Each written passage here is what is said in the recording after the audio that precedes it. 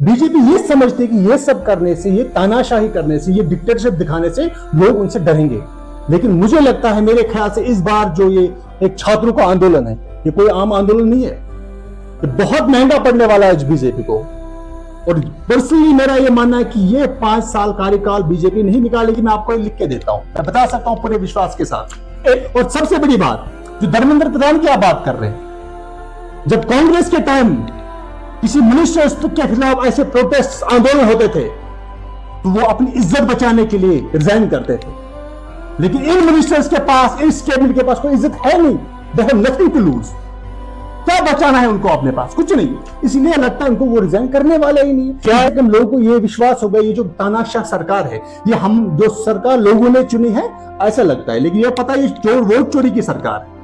और इसीलिए टस से मस इनको पता है हमें लोगों की जरूरत है, हमें मशीनों की जरूरत है, हमें इलेक्शन कमीशन ऑफ इंडिया की जरूरत है जीतने के लिए, ना कि लोगों की जरूरत है।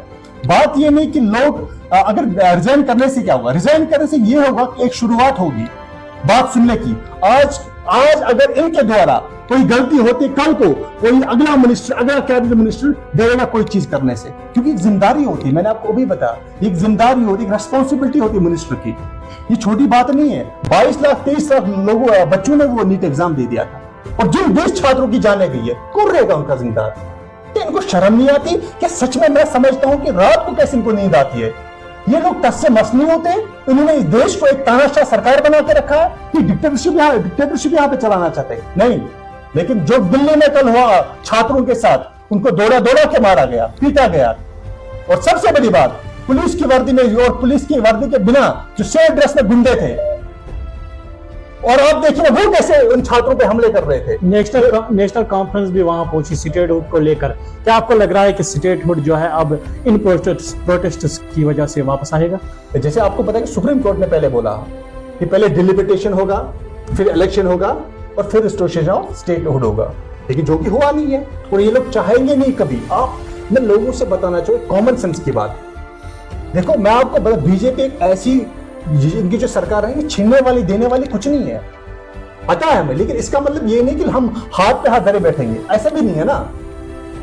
Under the constitution of India हमें हक मिलता है कि अपनी हम आवाज उठाए, अपना हक जो है वो मांगे।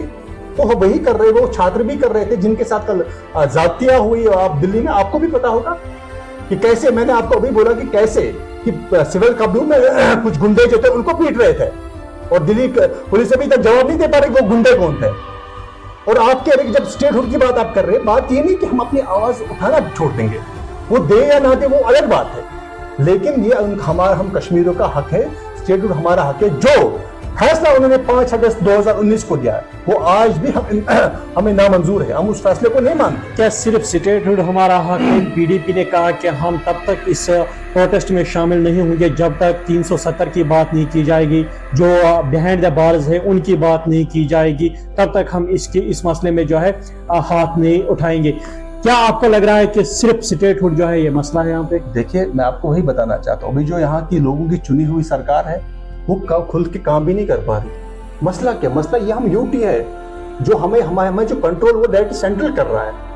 देखो, मैं आपको, आप कैसे, अगर पीडीपी चाहते कि हमें 370 वापस मिले, भैया जो मुझे एक चीज बताओ, जिस इंसान ने आपको छीना है 370, आप उससे उम्मीद करिए वापस देके? ये गलत फहमी है लोगों की। मैं आपको क्लियर बता, हर पार्टी से कहना चाहता हूं जिन्होंने इस प्रोटेस्ट में शमूलियत नहीं की ना स्टेटहुड के लिए, मैं आपको सबको बताना चाहता हूं। अगर आपको ये लगता है कि हम मोदी के पास जाएंगे 370 मांगने के लिए, अरे वो तो इनका कोर एजेंडा था। इस पार्टी का तो कोर इनके मैनिफेस्टो बता 370 को हटाना, और आप उम्मीद करेंगे वो हमें वापस देंगे? ये कोई मजाक से नहीं। लोग तो कह रहे हैं कि यहाँ पे गवर्नर रोल में जो है हमें ज्यादा सहूलियत मिली एज कम्पेयर टू जो यहाँ की गवर्नमेंट है। तो क्या कहेंगे? क्योंकि आपने हाल ही में देखा कि एसआरओ को लेकर जो है जिन्हें बड़े फैसले किए, यहाँ पे रोड्स डेवलपमेंट हुए, यहाँ पे बड़े बड़े रोड बने, प्रोजेक्ट्स आए, और पीडीपी ने इल्जाम भी लगाया था नेशनल कॉन्फ्रेंस पे कि उन्होंने 25,000 बैकडोर एंट्रीज इन 2 साल में की। तो क्या कहेंगे इस हवाले से? देखिए, सबसे पहले मैं आपको ये बताना चाहता हूँ, लोग बेचारे हमारे इतने मासूम है, इनको सच्चाई का बिल्कुल पता नहीं हो। मैं जो कहना चाहता हूँ, जो उद्घाटन ये हमारी पीडीपी क्या बोलते इसको, बीजेपी की सरकारें कभी कर रही है ना, ये सारे प्रोजेक्ट आप उठा के देखिए। आपके पास गूगल है, आपके पास एआई है, पूछ ले उनसे। चाहे हम जोजिला टनल की बात करें या 4 लेन हाईवे की बात करें, ये सारे प्रोजेक्ट्स कांग्रेस के समय में आए थे, सबसे पहली बात। और दूसरी बात देखो ना, यही होता है लोगों को जब बेवकूफ बनाना होता है ना, उसका ये तरीका होता है, भैया आप इनको एक हाथ से दे दो और पीछे से सब छीन लो। मैं आपके माध्यम से कहना चाहता हूँ लोगों को पता नहीं हमारे साथ कौन सा जुल्म हो रहा है। इन्होंने हमारे जंगल काट काट के लूट रहा है, हमारी बाजरिया, हमारी रेत आपको पता नहीं है। आप एयरपोर्ट पे जाएंगे, आपको कश्मीर का एम्प्लॉय वहां नहीं मिलने वाला।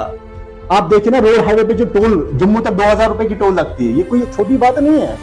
गैस सिलेंडर जो 2014 में 250 रुपए 300, वो कहां पहुंचा, 1100 रुपए पर पहुंचा है। क्या ये कोई मसला नहीं है? अब चाहे गैस सिलेंडर की बात करें, आप चावल की बोरी कितने में लेते थे? आप 500 की, वो आज 1500 की होगी।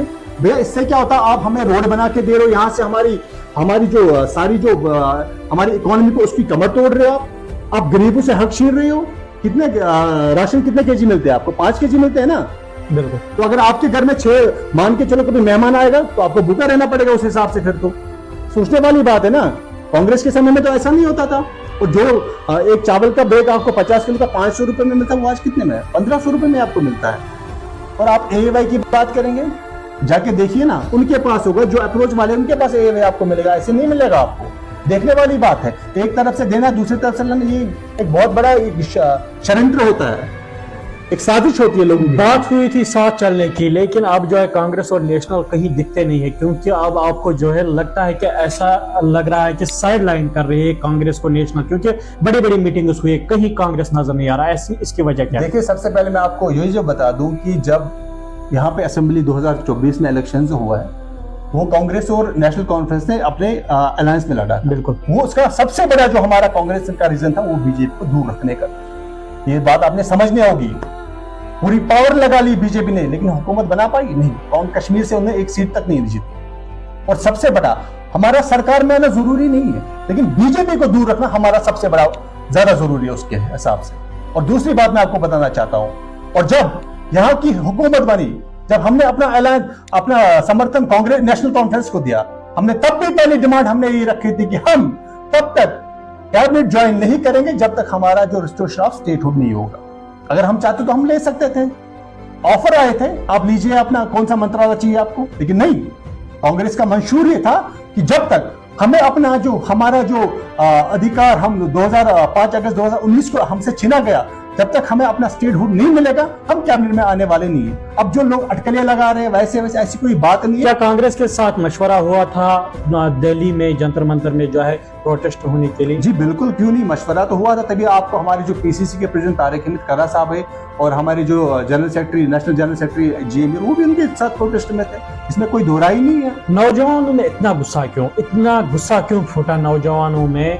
एक ऐसी पार्टी जो मजाक में बनी, अब जो है उसको रोकना मुश्किल हो रहा है। क्या वजह क्या है? देखिए, मैंने आपको बताया कि इसकी सबसे बड़ी वजह है जो बीजेपी ने इन 11-12 सालों में करा इस देश के साथ। युवा परेशान है, रोजगार है कि नहीं। जब मोदी की सरकार आई थी, तब ये वादे इन्होंने लगाए थे कि हर व्यक्ति के अकाउंट में 15 लाख रुपए आएंगे, 2 करोड़ नौकरियां देंगे।